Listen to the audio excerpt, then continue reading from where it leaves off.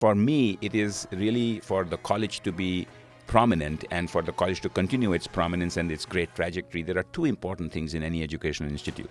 And for our school, I feel that we need to be first, number one, we need to be distinguished. And second, we need to be distinguishable. Now, what constitutes being distinguished is about excellence. And excellence really is first around people. We want the very best students. We want to be in a position to attract them. We want to be able to support their experience at the very best way so that they are career ready ahead of everybody else. Welcome to another episode of the Intersection Podcast, brought to you by the Georgia Tech Scheller College of Business.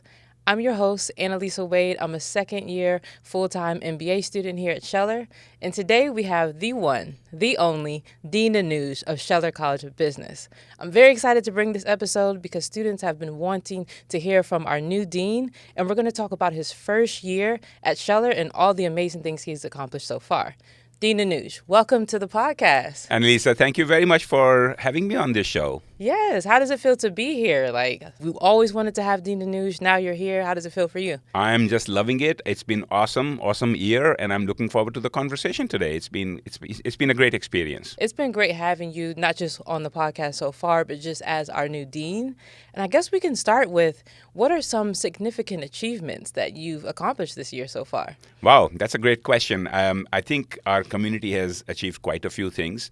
Among the things that we set out to do, if you recall when we started talking about some of the things, was we want to be one of the most connected entrepreneurial and global schools in the country, business schools in the country. And I think we have made inroads through many things, like, expanding our corporate connections. I became a member of the Rotary Club of Atlanta, which helped develop some of those connections as well.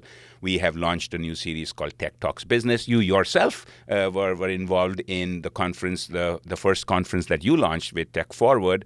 Those are some of the things which has made inroads, which have helped us get more experiential projects for our students, even the business of practice practicums and things of that kind that a corporate community has brought for us. We are organizing a few conferences next year with lots of industry participation. So that part about making inroads of becoming the most connected business school with many stakeholders, but particularly the industry and the entrepreneurial space in Atlanta and the world for that matter, has been very important accomplishment for the college, I feel.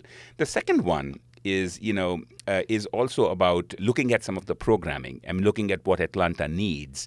And if you start looking at what the ecosystem here really needed for us to do is to create and leverage some of the changes that have taken place in the arts and entertainment industry, the real estate industry, the entrepreneurial community. So we have launched, and fintech. So we have launched 3 or 4 or 5 minors in these areas for undergraduate and graduate students, for example.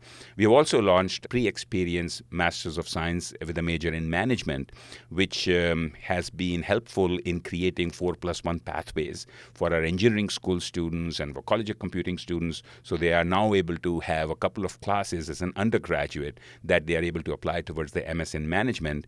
And the world kind of needs this interdisciplinary and multidisciplinary education. So I think making those inroads has been a primary focus in the first year. And then finally, I think, it's been a great community and the community spirit that you can feel, I hope, we can all feel when we enter Scheller College of Business is there. And I think that's the part which has been a great experience for me as well. You said a lot of amazing things. And I just want to say, as a student, we can feel the transition. So I was here right before you started, and then to see the changes and things that are happening, you can feel the innovation happening at just such a fast pace. And I think the key indicator for us is we would have, like, for instance, a lot of students are interested in more finance courses, and then, now there's a fintech concentration. Yeah. It's like that light bulb continues to go off. Yeah. And Tech Talk Business is just amazing. That's one of my favorite things. Can you tell us a little bit more about that? Like, what made you inspired to start Tech Talk Business? Well, when I was looking at the position here itself, I look at what Atlanta is right now, Midtown Atlanta. And I can tell you that 30 years ago when I was in Atlanta as a PhD student in ISYE, it was a very different place. And here now with the tech community, with the entrepreneurial community, and all of your Fortune 100 companies being here represented in Midtown Atlanta, it's certainly something where you feel like you have to be able to take advantage of something like this. And not just in Atlanta, because these speakers come from all over the world for that matter, but to have that recognition that we are the Scheller College of Business, which is able to attract the very best leaders in business and policy and government for the benefit of our students, for the benefit of our alumni, for the benefit of our community overall, was something that is always dear. We are the business school which should be able to do that, and it is just great for our students to be able to experience. I'm very happy when I see a CEO comes in, and they may be very busy, where in some cases a CEO has come in, for example, Chris Womack was here, and we were going to start taping something at 5 o'clock. And he came in at 4:30 because he had a White House call. Oh, wow. And from 4:30 to 5, he's taking that important a call. And then he's coming in at 5 and talking on Tech Talks Business. But believe it or not, from 5:30 to or 6 o'clock to 7:30 or 8 o'clock, he was still answering the 25, 30 students who were still waiting in line to ask him a question. So that experience is what is so fulfilling to see, that when we are able to bring these industry leaders and government leaders and community leaders for our students to be able to really interact with them at that level. And then it helps. It goes down when these industry people are seeing that their CEOs are coming into Scheller. They also look at maybe building more networking opportunities for our students, maybe bringing more projects, experiential opportunities, participating in our conferences, creating more projects of learning. So those are all the benefits that come with it, and those deepening of industry partnerships is hopefully caused by this. And it also gives us opportunities to be able to showcase our faculty for potential executive education opportunities that these companies might have.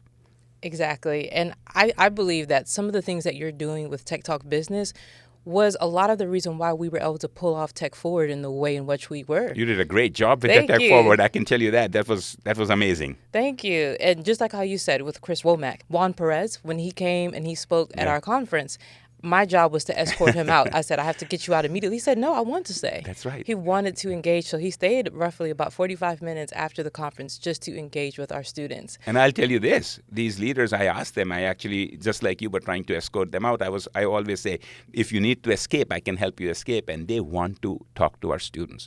And they gain from it. And they want to come back to talk to our students, believe it or not, because our students are just great. I mean, in one of those conversations with the Home Depot CEO, they were like a line of first years who were raising their hand and asking questions. And I said, just 2 weeks ago, this was the first week. 2 weeks ago, they were in high school. And they are now here and asking these great questions. So absolutely. I can attest to that too. Just in my second semester here, I had the ability to interface with high-level executives at Cisco, and that's been just tremendous for me as well. Yeah. And I guess, could you talk a little bit more about the industry partner connections? And I know you gave a few examples of how students are kind of benefiting from that, but how do you see that translating into roles and careers, or just partnerships and networking for students? No, that's a great question. I think, how I look at it is to take a step back and say, how will these help our programs? How will these help our students? And one of the things that I'm often asked is, what is one characteristic that you would like every graduate to have? And I think in today's date, with the half shelf life of education being just a few years, it is very important for our graduates to really learn how to learn.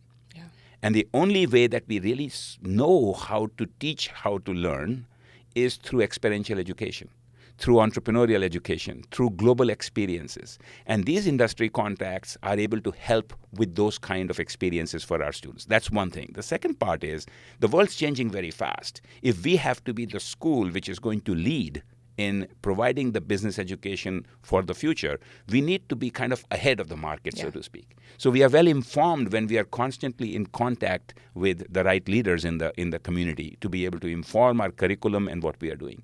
And third, if you look at the faculty conferences, we are very, very good at being able to hold faculty conferences with the topmost academics and scholars from around the world, right? And we are getting there where we are also able to attract the big industry names now. So that that interaction between industry, government, and academia is the important one from the perspectives of informing the future of education, the future of research, the future of technology, and so on. So those things are very important as a result of this industry connections that we are trying to build and deeper. And of course, the entrepreneurial space. So that's the other part of it where innovation is absolutely important from that perspective as well. And all of these, that ecosystem that we are able to convene, so to speak, through these connections is what we are aiming for. And that's where we are with it. I think it's great. It just feels like such an honor to just be at Georgia Tech while all these changes are happening. And you spoke a lot about conferences, so and just conferences and industry partners and connections. So with Tech Talk Business and the different faculty conferences, can you name a few of the ones that really stand out to you, or maybe ones that are upcoming that are really good? Well, certainly the one which is the most recent is Tech Forward that I really appreciate. There is also a conference that we hold in marketing that is, and then again from the perspectives of how marketing and technology intersect, that becomes something which is a very important conference. We are holding a couple of conferences in the spring. For example, one of them is the Household Finance Conference, where we are going to have the Equifax CEO as one of the keynote speakers, and that will be branded with the Tech Talks business. And then we are going to have another conference in artificial intelligence and the future of finance, where one of the keynote confirms is the Truist CEO. Again, that will be co-branded with Tech Talks business. So we have a lot of these conferences that are really now attracting not just the academic side or the scholars from academia, but also the industry leaders. And that combination of the two is what we are hoping to really inform the conversation going forward and the kind of research our PhD students, our master's students, our undergraduate students might be interested in pursuing with our faculty. And how do you see students kind of fitting into that? Like attending the conferences, Tech Talk businesses, or is the intended audience for us and academia and faculty? How does that work? Well, your Tech Forward conference is a great example of that, because the students were there primarily to hear all the speakers, but there was also conversation that was taking place at what is currently happening, what is going to be the future. And I think some of the sessions in an academic conference can become a little nerdy for our students, right? Especially if they are undergraduate students or something, right? But on the other hand, the industry people don't talk that nerdy language. They are actually talking about what they are experiencing today and how they are able to translate some of what the faculty are doing into what everyday work is in the industry. So I think the students gain from those conversations and that ability for the academics, scholars, and the industry and government leaders from the policy perspective interacting and talking about it. And that conversation really is it's an amazing experience for all the audiences, to be honest. They are not just our students, but faculty and the industry participants as well. So I feel those are important conferences for everybody, and that is why they are very popular at this point. Yeah, I agree. And I think as a student, it's really cool to see all those different layers come together, because you're able to take, this is what I'm learning in the classroom. This is what the industry leaders are saying is actually happening, and then this is what academia is saying, and it comes all together full circle to just kind of propel your growth and your understanding. Yeah, and Issa, you make that point. What I find is when students write to me after the Tech Talks business, for example, for half an hour, and this is the best use of half an hour for me, because in half an hour, I got these pearls of wisdom. And all these successful people, I learn every time I'm talking to them something new. And imagine if a student supposing an undergraduate student attends these for 4 years, they would have gotten so many of these pearls of wisdom that they have in their armor a whole set of things that they would, people have spent years experiencing and collecting those thoughts. So that's what is important from a student's perspective, to spend that half an hour to get a few things and few pointers from these industry leaders. You've mentioned so many amazing initiatives that have happened here so far in your tenure. Tech Talks Business, the new conferences that are coming up. How do these type of initiatives play a role in this new fundraising campaign that's happening at Georgia Tech at large? Well, we are actually in the middle of a capital campaign that the universities are walking right into the middle of it. But quite frankly, for me, it is really for the college to be prominent and for the college to continue its prominence and its great trajectory. There are two important things in any educational institute. And for our school, I feel that we need to be, first, number one, we need to be distinguished. And second, we need to be distinguishable. Now, what constitutes being distinguished is about excellence. And excellence really is first around people. We want the very best students. We want to be in a position to attract them. We want to be able to support their experience at the very best way so that they are career ready ahead of everybody else. And that means that's one part which immediately translates into, of course, we want scholarship dollars. We want to make sure that everybody is that we have access for all students. So if they have need, that we are able to fulfill it. And finally, we need to have things like the Finance and Technology Center that we just launched, or the programs like Technology and Management that we have, where we are able to provide that out-of-class experiential education and prepare the students in certain verticals where they are career ready, which is like we are trying to do that in real estate, in artificial intelligence and analytics, and other areas like consulting, which are of primary importance and interest to our students. So that's one part of it. The second part is, of course, faculty, right? I mean, we really need to be able to attract the very best faculty and support their research and support them to be the leaders. And we are doing very well in attracting, and we have to continue doing, which means endowed chairs, which means support for research for the faculty. So that's the second part of it. And finally, to be distinguished, or that excellence comes from our programs and infrastructure.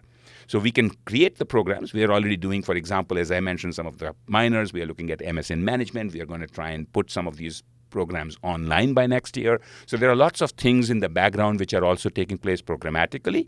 And finally, we are getting a Scheller Tower, the new Scheller building with ISYE in the George Tower right next to us. And that infrastructure and what is going to be built inside that is going to, again, put us at the right place. So that's what's going to make us distinguished. And then finally, you want to be distinguishable. We are we are one of the topmost schools at the intersection of business and technology right now, right? And I think rankings and whatnot are taking note of that we are making great strides, and we have continued to make those strides in the last few decades overall. And it's really, we are in a good position right now.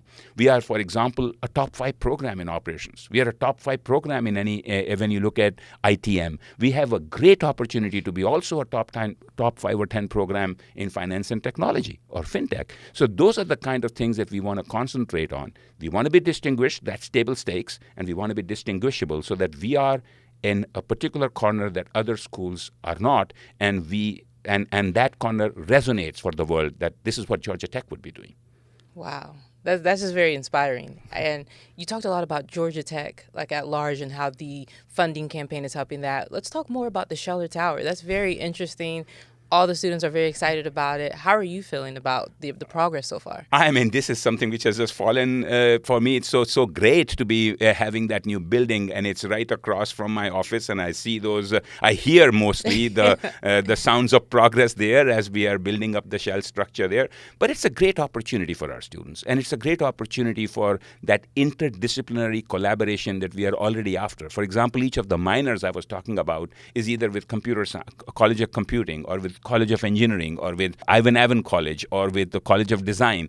And this with ISYE, which was my PhD grounds, my home, when I was doing a PhD here, is going to be moving it right next door. So it gives us a chance, and there are already conversations taking place with ISYE and us about what kind of programs that we should be exploring to really leverage our combined strengths, for example, in the QCF program, which is, again, a top 10 program, and to continue building on that in supply chain area, logistics area, operations area, to really create state-of-the-art programs that are going to be important for our students, and the research connections between the faculty, which is going to also be much more organic when you are sitting right next door.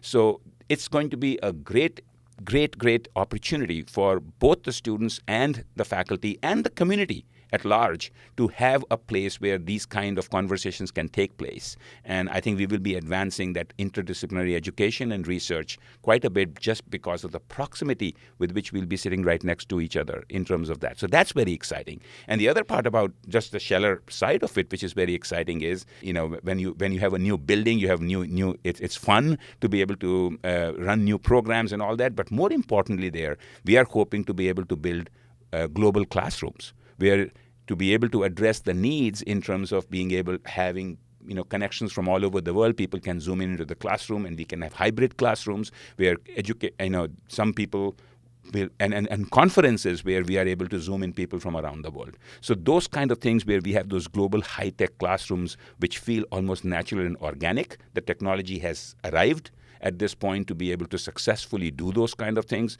would be another addition for us. So that will be great. And then we are hoping, quietly to be able to raise funds to have a whole floor dedicated to a new area which we are going to invest more and more in, like fintech, for example, to really make a mark and be a top 10 program. And when you say global classrooms, would an example be if I'm an international student and maybe I didn't want to relocate, I could still be partake in some type of Georgia Tech training or courses? So there are more than one models for the educational model. So one is like in person when we are having something absolutely in person. The other model is to have online programs which are completely online. And then the third is sometimes the hybrid classroom, where there are some students sitting in the classroom and some who are coming in from all over the world potentially who are in the class but virtually. But they are not virtually like in a one Zoom call where they don't feel part of the classroom. They are actually having their own mic. They are having their own cameras. They can actually feel that they are in the classroom. The faculty and the other students in the classroom feel that those students who are virtual are actually present in the classroom. So it's one of those. And where these become very interesting are a couple of places. One, for executives. Executive education and executive MBA type of programs can be very helpfully, using these classrooms. The other is some conferences, right? Some of those conferences where you have some, let's say, topmost executives from around the world. And for them to be traveling across for that one day may be very difficult to get those people. But if we can get them virtually for the benefit of the people who are attending in there, that's another way. The third is the global experiential projects for our students. There are a lot of times when we are doing these projects where you are connecting with companies outside, and usually they culminate with a couple of weeks or 3 weeks where you're actually visiting as a student. But this opportunity of having that kind of a classroom where we can bring in speakers from around the world, we can, it just changes the way we teach. It changes the way students learn, and those are some of the benefits of those classrooms. I can't wait to see it all come to life. That sounds awesome. It's really cool to see how your whole journey seems like it came full circle. Could you imagine yourself here, or did you imagine yourself here when you were, in your PhD program? Did you think you'd be sitting in this position now? Well, I don't know what I was thinking then. I have always enjoyed academics. I have always enjoyed being part of an academic environment because it is like, I always look at the students. I'm not looking at myself most of the time. So the students change. So I feel young all the time because of that I can always be there. It's also very exhilarating and energizing to constantly be among bright minds. Right, and it's just a very good experience to be part of that, and it's fun. I didn't know that I would be in administration, but when I started doing that, it was also fun. It was a different type of fun to be able to influence some of the educational journeys of people. So I have enjoyed it very much, but I don't know if I could say that I knew this is what I was going to do. No, I don't think so. I understand that 100% completely. Well, you're doing a great job. We're happy to have you. And speaking of students, a few students submitted some questions that they wanted to ask you specifically. We only chose a couple, and I want to make sure I read it exactly right. So let's go over just two. We have a first-year full-time MBA student named Palmer Mattis, and his question is, what trends do you see in the workforce that should be emphasized in the MBA curriculum? And on top of that, what trends should be top of mind as students conduct their career search? As a first-year student, that makes a lot of sense. That's a great question. I think, so the world is changing fast. So there could be, I'll take guesses as to what is important because, in time we will keep revising these as need be because the pace of change is quite fast right now. But some of the things which have become very clear, especially during COVID when we all went online, for example, right, is that a lot of the business environment is going to be hybrid. So how do you do teamwork in a hybrid atmosphere, right? What are the right protocols? So part of being in an MBA or for any degree program or any non-degree program for that matter is this whole idea of being able to operate in the hybrid environment in a way which can be as beneficial as if you're in person. How do you replicate those? How do you have conversations? What are the right ways of being able to participate, for example? So that's one. The second part, I think, which is very important for people who are graduating now is people are going to keep living longer and longer. So they are going to experience not just 1 or 2 generations in one work atmosphere. They may actually end up having 5 generations to work across. Wow. So to be in a position to understand the technology, to be able to change with technology and be comfortable with changes in technology that might occur, we have no idea what that AI bot is going to help us or not assist us 2 years from now or 3 years from now. For somebody to graduate and not be comfortable with that would not be good. So that's important trend that people need to be comfortable with. Ultimately, it's about learning how to learn, and it's about being able to also understand that culturally, the 5 generations will be different in the way they absorb, the way they interact, and the way they collaborate, and the way they work together. So that stuff is very important. So we have always talked about the soft skills being important, for example, in the work atmosphere. Well, what those soft skills mean in this environment is going to be important for MBAs to be trained in. So, sometimes we are looking at AR, VR technology, for example, to start thinking about should that be part of the training in cases and how we are doing this to take people with those global experiences, for example. So there's a lot to think about in terms of what that is. But ultimately, I will always stick with a couple of things that for first-year MBA student who's asking me this question, it is important always when you look for something that you find that there is a purpose and the culture of that place that you are going to be applying to or you're going to get into that will work for you. And that is an important driver as well, in addition to the opportunity to keep learning and opportunity to have that ability to be able to interact with different environments. And when you say like making sure the place works for you, that really stuck with me. Can you elaborate on that just a little bit? So, a lot of times, so I am very impressed with the generation that we have, which is taking on a lot more responsibility, for example, for climate change, a lot more responsibility for sustainability. Now, if you are going to go and work for a company which does not have those values or does not have those values, you may be suffocated and frustrated with it. On the other hand, if you like what you are seeing in terms of what the purpose of that company is or what their value system is, you may be willing to work much more and much harder, and it's a great fit for you. So, that's what is important, that you fit into that. Yeah. And that fit of culture, the fit of what the value system is and what the purpose of the company is particularly important for this generation to feel good about, so that they don't have to change jobs every 6 months. Yes, exactly. That's kind of similar to the MBA journey overall. When you're applying to different schools, most students come to Scheller because of the community, the culture. So just think the same when it comes to your career search. I think that's a great point. Yeah. Awesome. Yeah. We have one more question. Sure. This is from a second-year full-time MBA student, Dylan DeSigio. And he said, while this isn't your first role as dean, what aspects at your experience with Scheller have made it particularly unique or different? So I think, first of all, I have felt that the culture at Scheller and at Georgia Tech overall is of great collaboration, which I feel is great to have. So the starting point is that we want to work together. We want to be able to solve the problems. It's a problem-solving type of culture, to be in a position to actually make a difference in the world, which is a great thing to start with. I think also as part of our DNA, so to speak, we embrace innovation versus, kind of tolerate innovation or endure innovation. We are actually in that work. So that is great. So it feels at home from that perspective of the warm welcome that I have received, the ability to be able to make the changes through the collaborations. So all of that has been something which has been a great experience from my perspective. And to have student body come up and start putting at conferences like Tech Forward, because that's the right thing to do for where we are and who we are, and that resonates with us, that's great. It's funny that you mentioned the point about collaboration. We had Dave Dieters on the podcast before, and he speaks a lot during the orientation for MBA students when you come in that your competition is not here. And it's one of those things you're like, yeah, okay.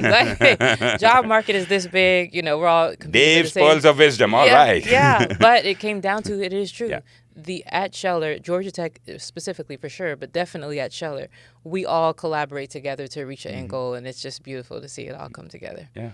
So to wrap up this episode, what have been the most rewarding things about your role here at Scheller so far?